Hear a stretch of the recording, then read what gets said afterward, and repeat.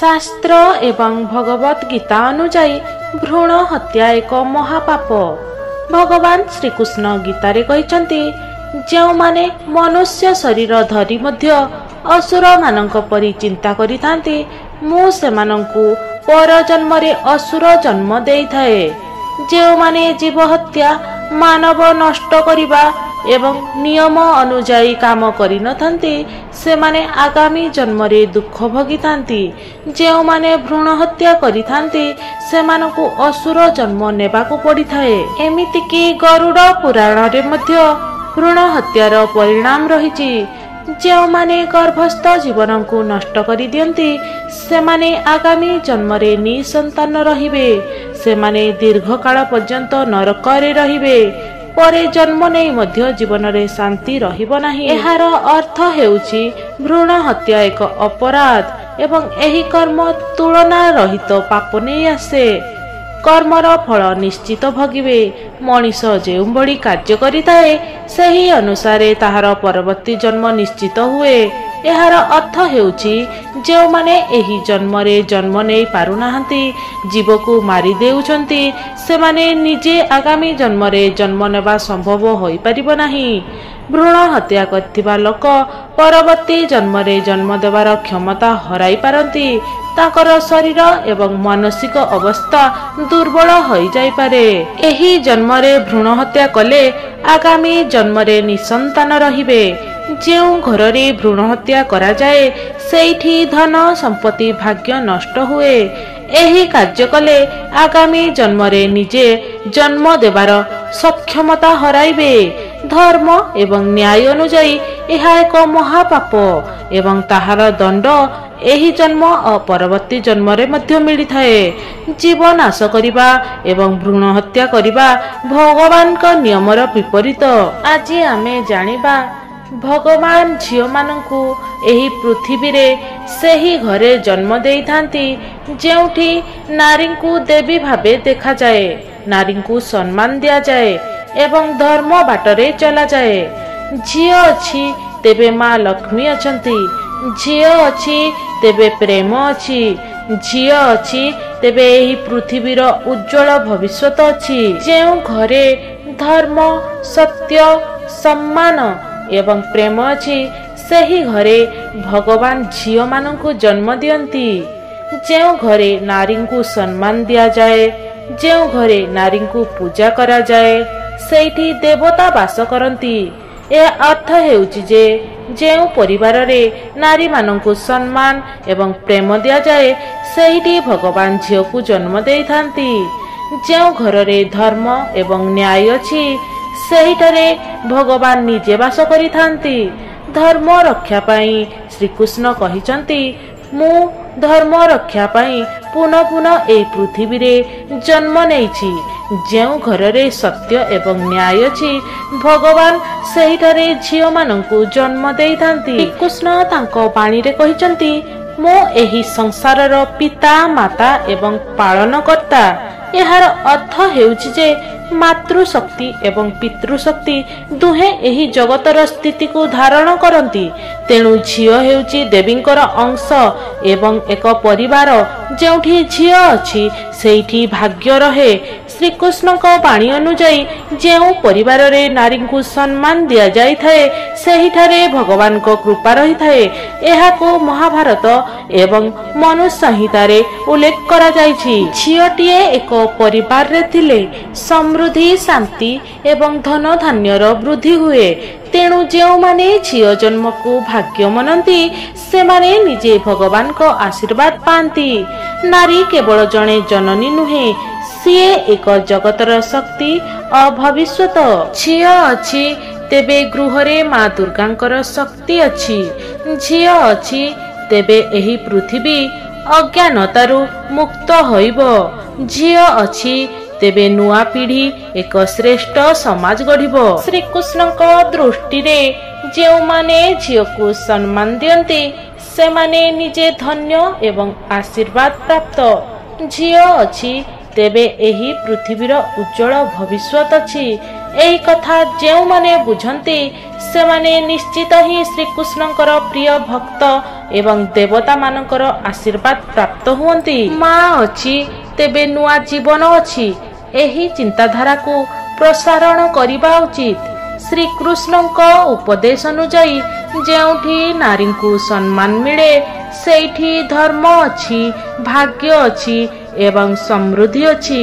ତେଣୁ ଭ୍ରୂଣ ହତ୍ୟା ଏକ ମହାପାପ ଏବଂ ଏହାର ଫଳ ଏଠି ଏବଂ ପରଲୋକରେ ମିଳିଥାଏ। ଶ୍ରୀକୃଷ୍ଣଙ୍କ ବାଣୀ ଅନୁଯାୟୀ ଭ୍ରୂଣ ହତ୍ୟା ହେଉଛି ଏକ ଅତ୍ୟନ୍ତ ନିନ୍ଦନୀୟ କର୍ମ ଏବଂ ଏହାର ଦଣ୍ଡ ଏକାଧିକ ଜନ୍ମ ପର୍ଯ୍ୟନ୍ତ ଚାଲିଥାଏ। ପ୍ରଥମ ଦଣ୍ଡ ହେଉଛି ଜୀବନ ରୂପୀ ନରକ। ଏହାର ଅର୍ଥ ଏହି ଜନ୍ମରେ ଭ୍ରୂଣ ହତ୍ୟାକାରୀ ଜୀବନରେ ସମସ୍ୟା, ଅନ୍ଧକାର, ଅଶାନ୍ତି ଏବଂ କଷ୍ଟ ଭୋଗ କରିବେ। ତାଙ୍କ ଜୀବନରୁ ସମସ୍ତ ସୁଖ ଅଳ୍ପ ଅଳ୍ପ କରି କମିଯିବ। ଦ୍ୱିତୀୟ ଦଣ୍ଡ ପରଲୋକ ନରକ ଦଣ୍ଡ, ଅର୍ଥାତ୍ ମୃତ୍ୟୁ ପରେ ଏମାନେ କୁମ୍ଭୀପାକ ନାମକ ନର୍କରେ ପଡ଼ିବେ, ଯେଉଁଠି ଏମାନଙ୍କୁ ଦେହ ଜୀବନ୍ତ ଅଗ୍ନିରେ ଦହନ କରାଯିବ। ତୃତୀୟ ଦଣ୍ଡରେ ପୁନର୍ଜନ୍ମ ରୂପୀ ଶାସ୍ତି ରହିଛି। ଏମାନେ ଆଗାମୀ ଜନ୍ମରେ ଅସାଧାରଣ ରୋଗ, ଦାରିଦ୍ର୍ୟ ଏବଂ ଅଶୁଭ ଭାଗ୍ୟ ଭୋଗ କରିବେ। ତାଙ୍କ ଜନ୍ମ ମାନବ ରୂପରେ ନ ହୋଇ ପଶୁ, କୀଟପତଙ୍ଗ କିମ୍ବା ଅନ୍ୟ ନିମ୍ନ ଜୀବ ରୂପେ ହୋଇପାରେ। ଚତୁର୍ଥ ଦଣ୍ଡରେ ରହିଛି ସମାଜର ଶାସ୍ତି। ଏମାନଙ୍କୁ ସମାଜରେ ଅପମାନ, ଦୁଃଖ ଏବଂ ଅସ୍ଥାୟୀ ସଫଳତା ଭୋଗିବାକୁ ପଡ଼ିବ। କିଛି ଲୋକ ଅଛନ୍ତି ଝିଅଟିଏ ହେବ ବୋଲି ଜାଣି ମାତୃ ଗର୍ଭରେ ହିଁ ତାର ହତ୍ୟା କରିଦେଇଥାନ୍ତି। ଏହାକୁ ମହାପାପ କୁହାଯାଏ। ଭଗବାନ ଶ୍ରୀକୃଷ୍ଣ କହିଛନ୍ତି ଏହି ଶରୀର ନଷ୍ଟ ହୋଇପାରେ କିନ୍ତୁ ଆତ୍ମା ଅବିନାଶୀ ଏବଂ ଅମୃତ। ତେଣୁ ତୁମେ ଏକ ଜୀବନ ନଷ୍ଟ କଲେ ତାହା ମହାପାପ ଏବଂ ଏହାର ଫଳ ଅବଶ୍ୟ ମିଳିବ। ଝିଅ ଜନ୍ମ ଏକ ପୂଜା, ଏହି ପୂଜାକୁ ଅପବିତ୍ର କରନା। ଝିଅ ଜନ୍ମ ଏକ ସୁନ୍ଦର ସଙ୍ଗୀତ, ଏହି ସଙ୍ଗୀତକୁ ନୀରବ କରିଦିଅ ନା। ଝିଅ ହତ୍ୟା କରି ଜଗତର ରୂପକୁ ଅନ୍ଧାର କରିଦିଅ ନା। ଝିଅ ହେଉଛି ଅଂଶ ଜଗନ୍ନାଥଙ୍କର। ସେମାନଙ୍କୁ ନଷ୍ଟ କରି ଭଗବାନଙ୍କ ଆଶୀର୍ବାଦ ହରାଇବ କାହିଁକି? ଝିଅ ଜନ୍ମ କେବଳ ଏକ ଯଥାର୍ଥତା ନୁହଁ, ଏହା ଏକ ଦେବତ୍ୱ। ଯେଉଁଠି ଝିଅଙ୍କୁ ସମ୍ମାନ ମିଳେ ସେହିଠି ଭାଗ୍ୟ ଏବଂ ମଙ୍ଗଳ ଅଛି। ଝିଅମାନେ ଆମ ସମାଜର ଭବିଷ୍ୟତ। ଏମାନଙ୍କୁ ନଷ୍ଟ କରି ଆମେ ଆଗକୁ ବଢ଼ିବା କିପରି? ଝିଅ ଜନ୍ମ ହେଉଛି ଏକ ଆଶୀର୍ବାଦ, ଏହାକୁ ଅଭିଶାପ ମଣିବା ମୂର୍ଖତା। ଝିଅ ଜନ୍ମ ହେଉଛି ମା ସରସ୍ୱତୀଙ୍କ ଆଶୀର୍ବାଦ, ଏହାକୁ ଅସ୍ୱୀକାର କରି ଆମେ ଜ୍ଞାନକୁ ହରାଇ ଦେଉଛେ।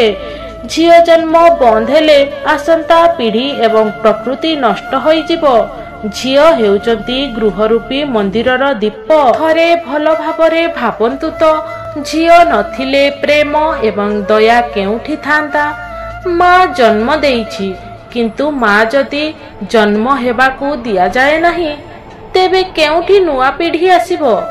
ଝିଅ ହେଉଛି ପ୍ରକୃତିର ଅଂଶ। ସେମାନଙ୍କ ହତ୍ୟା କରି ଏହି ପୃଥିବୀକୁ ଶୂନ୍ୟ କରନା। ଏକ ଝିଅ ଜନ୍ମ ଦେଇ ଦେଖ, ସେ କେମିତି ତୁମ ପରିବାରର ଗୌରବ ଏବଂ ସମୃଦ୍ଧି ଅନନ୍ତ କରିଦିଏ। ଝିଅ ହେଉଛି ଆଗାମୀ କାଲିର ମା। ଝିଅ ହେଉଛି ଗୃହରୂପୀ ମନ୍ଦିରର ଦୀପ। ସେମାନଙ୍କ ଜୀବନ ନେଇ ଅନ୍ଧକାରରେ ବୁଡ଼ିଯିବେ ଆପଣ।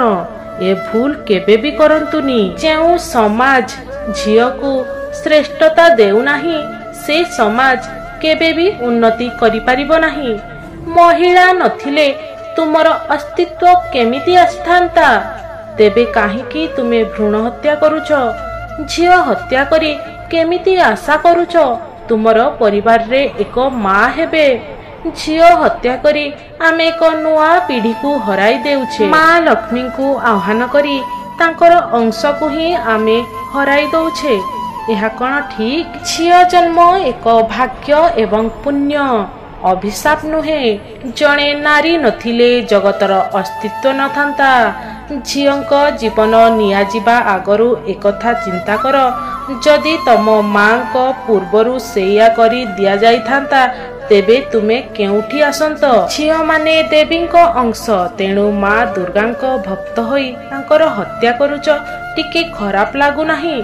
ଝିଅ ଜନ୍ମ କେବଳ ଏକ ପରିବାର ପାଇଁ ନୁହେଁ, ଏହା ସମାଜ ଏବଂ ଉନ୍ନତି ପାଇଁ ଆବଶ୍ୟକ। ଯେମିତି ଦେବୀଙ୍କୁ ପୂଜା କରୁଛ, ସେମିତି ଏକ ଝିଅଙ୍କ ଜୀବନ ପ୍ରଦାନ କର। ଝିଅ ଏକ ଦେବୀଙ୍କ ଅଂଶ। ଏହି ଜଗତ ରଚନାରେ ତାଙ୍କର ଅତି ଆବଶ୍ୟକ ଅବଦାନ ରହିଛି। ଝିଅ ଜନ୍ମ କେବଳ ଏକ ପରିବାର ପାଇଁ ଏକ ଆଶୀର୍ବାଦ ନୁହେଁ, ବରଂ ଏହା ସମସ୍ତ ଜଗତ ପାଇଁ ଦେବୀଙ୍କ ଉପସ୍ଥିତି। ଝିଅ ହେଉଛି ମା ଲକ୍ଷ୍ମୀଙ୍କ ଅଂଶ। ଯେଉଁଠି ସେ ଅଛନ୍ତି ସେଠାରେ ଭାଗ୍ୟ ସମୃଦ୍ଧି ଅବଶ୍ୟ ଆସେ। ଝିଅଙ୍କୁ ହୃଦୟରେ ଥରେ ସ୍ଥାନ ଦିଅନ୍ତୁ, କାରଣ ସେ ଭବିଷ୍ୟତର ଉଜ୍ଜଳ ଆଲୋକ। ଝିଅ ଜନ୍ମ କେବଳ ଏକ ପରିବାର ପାଇଁ ଉତ୍ସର୍ଗ ନୁହଁ, ବରଂ ଏହା ଏକ ସମାଜ ଉନ୍ନତିର ପ୍ରଥମ ପଦକ୍ଷେପ। ଝିଅ ଜନ୍ମ ହେଉଛି ଏକ ମହାନ ପୁଣ୍ୟ, କାରଣ ମା ଦୁର୍ଗା, ମା ସରସ୍ୱତୀ ଏବଂ ମା ଲକ୍ଷ୍ମୀ ମଧ୍ୟ ଏକ ଝିଅ ଭାବେ ଯୋଗ ଦେଇଛନ୍ତି। ଝିଅ ହେଉଛନ୍ତି ଶିକ୍ଷା, ନମ୍ରତା, ସାହସ ଏବଂ ସମ୍ମାନର ପ୍ରତୀକ। ଝିଅ ଜନ୍ମ ହେଉଛି ଏକ ନୂଆ ଉଜ୍ଜଳ ଆଶା, ଏକ ନୂଆ ଆରମ୍ଭ, ଏକ ନୂଆ ଦେବୀଙ୍କ ଅନୁଗ୍ରହ। ଝିଅ ହେଉଛି ଏହି ଜଗତର ହୃଦୟ। ସେ ନଥିଲେ ଏହା ଶୂନ୍ୟ ହୋଇଯିବ। ଝିଅଙ୍କୁ ସମ୍ମାନ ଦିଅ, କାରଣ ସେ ତମ ଭବିଷ୍ୟତ ତିଆରି କରୁଛନ୍ତି।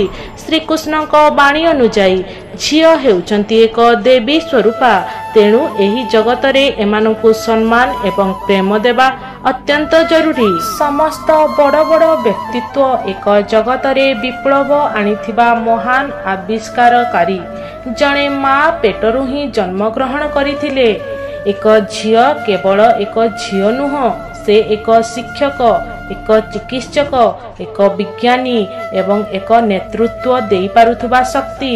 ଆଜିର ଦିନରେ ଝିଅମାନେ ଯେପରି ଚନ୍ଦ୍ରଯାନ ଚଳାଉଛନ୍ତି, ଶିକ୍ଷା ଏବଂ ବିଜ୍ଞାନରେ ଆଗକୁ ବଢ଼ାଉଛନ୍ତି, ତାହା ଏହା ପ୍ରମାଣ କରେ ଯେ ଝିଅ ଜନ୍ମ ହେଉଛି ଏକ ଜଗତ ବଦଳାଇ ପାରୁଥିବା ଶକ୍ତି। ଆଜିର ଏହି ଆଧୁନିକ ଯୁଗରେ ଏବେ ମଧ୍ୟ କେତେକ ସମାଜ ଏବଂ ପରିବାର ଝିଅଙ୍କୁ ଏକ ବୋଝ ବୋଲି ମାନିଥାନ୍ତି, କିନ୍ତୁ ଏହା ଠିକ ନୁହଁ।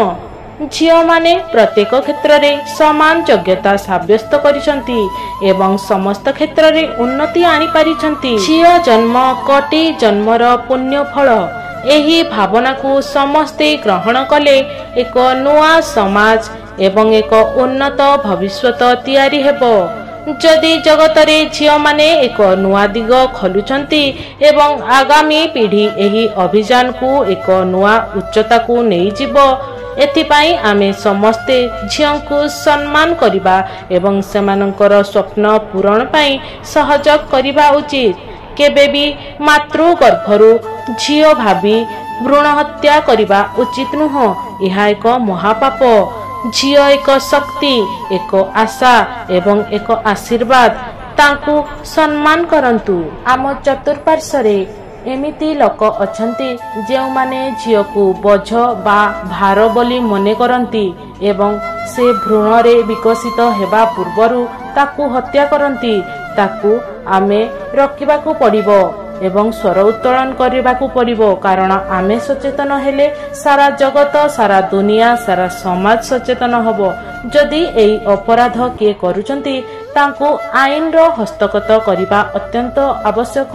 ଏହି ଭିଡ଼ିଓ ମାଧ୍ୟମରେ ମୁଁ ସମସ୍ତଙ୍କୁ ହାତ ଯୋଡ଼ି ପ୍ରାର୍ଥନା କରୁଛି, କେହି ବି ଭ୍ରୂଣ ହତ୍ୟା କରନ୍ତୁ ନାହିଁ, କାରଣ ଭାଗ୍ୟରେ ଥିଲେ ହିଁ ମାତା ପିତା ବନିବାର ସୁଯୋଗ ମିଳିଥାଏ। ଏହି ସୁଯୋଗ ସମସ୍ତଙ୍କୁ ମିଳିନଥାଏ। ସିଏ ଝିଅ ହେଉ କି ପୁଅ ହେଉ, ଗଢ଼ିବା ଦାୟିତ୍ୱ ଆପଣଙ୍କର। ଯଦି ଆପଣ ତାଙ୍କୁ ଭଲରେ ଗଢ଼ିଥିବେ, ସେ ଦିନେ ନା ଦିନେ ଏକ ସମ୍ମାନନୀୟ ଗୌରବ ଆପଣଙ୍କ ପାଇଁ ଆଣିଦେବେ। ଯଦି ଏହି ଭିଡ଼ିଓଟି ଆପଣଙ୍କୁ ଭଲ ଲାଗିଛି ତେବେ ଲାଇକ୍, ସେୟାର, ସବସ୍କ୍ରାଇବ୍ କରିବାକୁ ଭୁଲନ୍ତୁନି। ଆପଣଙ୍କର ଭଲ ପାଇବା ସଦା ସର୍ବଦା ଆମ ସହିତ ରହିଥାଉ। ରହିଲି, ନମସ୍କାର, ଜୟ ଶ୍ରୀକୃଷ୍ଣ।